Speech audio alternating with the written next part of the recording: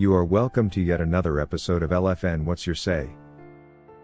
The #1 listening show where we discuss real important issues with real people like you. We are still featuring R. Kelly. Real name Robert Sylvester Kelly. Also known as the R&B King. Tasha K at some point broke the silence and took an interview with Natasha, the radio presenter who took a call with R. Kelly in which he expressed his disappointment with blogger Tasha K's involvement on his case, accusing her of aiding the Bureau of Prisons officers in leaking his private calls and emails to the public, and of course to his girlfriends, causing them to flip on him and falsely accuse him as government witnesses. During this interview, the wordy blogger did not seem to understand the legal implications of what she did with the aid of the entire Bureau of Prisons team, and confesses she was actually served with these emails and call recordings by not just one of the officers but many.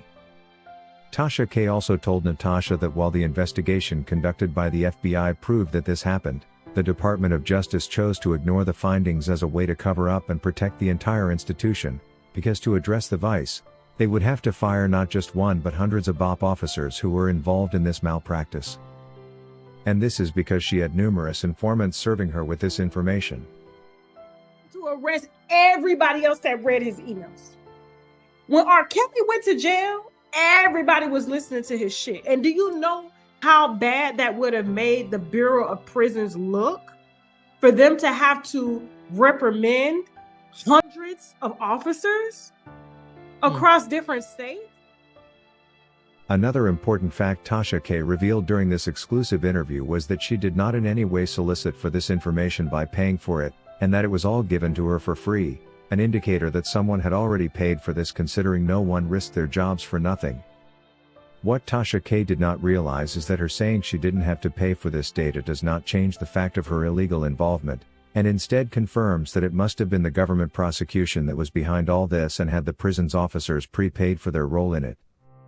And that Tasha K's role was only to deliver the information to those it mattered to. According to Tasha K, she did this at a time when she thought the Savages and Claras were innocent people, but later on got to learn that they had given her only half the story.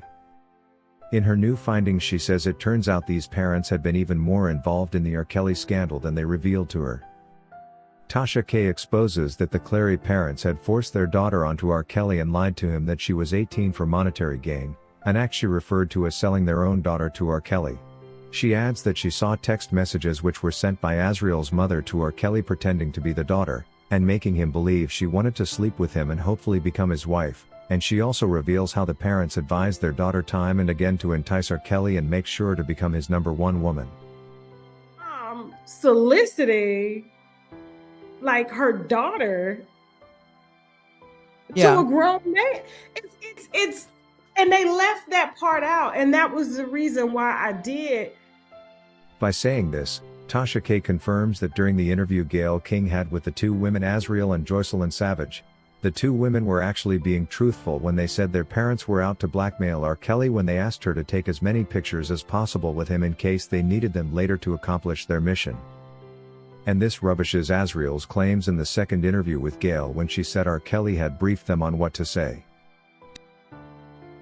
In Tasha K's confession, she also throws the government under the bus when she reveals that the government's focus was only on locking up R. Kelly and not to arrive at the truth of the matter in order for everyone to get the justice they deserved.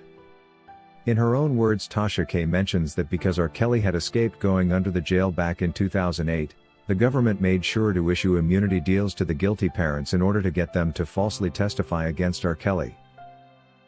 The story I get from this is that the government, which knew well that the guilty party was the parents, who knowingly and independently chose to coerce R. Kelly to be with their daughters by lying to him their daughters were 18 and over, decided to use this information to blackmail the parents and their daughters to falsely testify against R. Kelly, and in exchange they be excused for their crimes.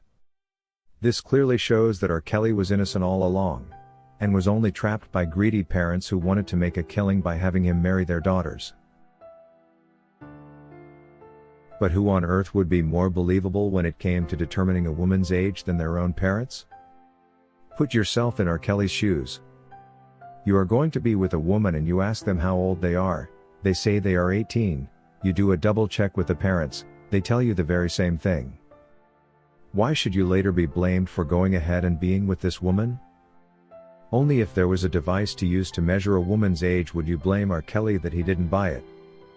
The people who were supposed to stop him and tell him their daughter's age were instead the ones luring and coercing him into their trap in order to extort him. So who is fooling who? The message I get from Tasha K's confessions during this interview is that the parents literally coerced and tricked R. Kelly into being with their daughter, whose age they well knew but chose to tell him she was 18. While there is still nothing to guarantee that anything intimate with R. Kelly started before they clocked 18, it's still the parents who are advocating that it happens. So how can he be held accountable for something they haven't proved happened, and at the same time exonerate the parents who are advocating that it happens? This makes the parents guilty and R. Kelly just another victim of circumstance. Actually, this makes it a double conspiracy against Robert Sylvester Kelly. According to Warren McKeithen, what we fail to understand is why no charges were placed on the BOP officers who, instead of doing their assigned work, preferred to break the law by getting into inmates' confidential records and sharing them with the media. This reflects a constitutional failure of the highest order.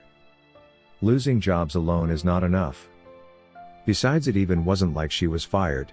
She was retired for God's sake with no real damage on her career. Is the Department of Justice telling us there are no consequences for such actions? Makes us wonder whether it's actually justice they are after or R. Kelly as a person. According to Martin, I guess we all knew that Tasha K had connived with the government and prisons officials to help in the R. Kelly takedown project, but little did we know that a time would come when she would eventually confess to these illegal actions. When Tasha K starts speaking, she sounds like she doesn't really know how grave and punishable her actions along with those by the Bureau of Prisons officers can be. But witness tampering is just not acceptable by law and can lead to serious jail time. Unless the person involved is smart enough to make a proper confession before the jury and help reverse the process. She fails to realize that by doing what she did, R. Kelly was denied an opportunity to have an effective defense, making the New York trial unfair. If you wish to take part in a live interview discussing any of these topics, let us know by sending an email to sashalfnmedia@gmail.com for scheduling. Thank you for watching today's video, a production of LFN Media, giving you another perspective of issues at hand. We make it our business to keep you updated with the truth amidst the cloud of lies the media wants you to believe. It is therefore important to subscribe to this channel, hit the bell icon and allow all notifications so that you don't miss out whenever we publish a new video.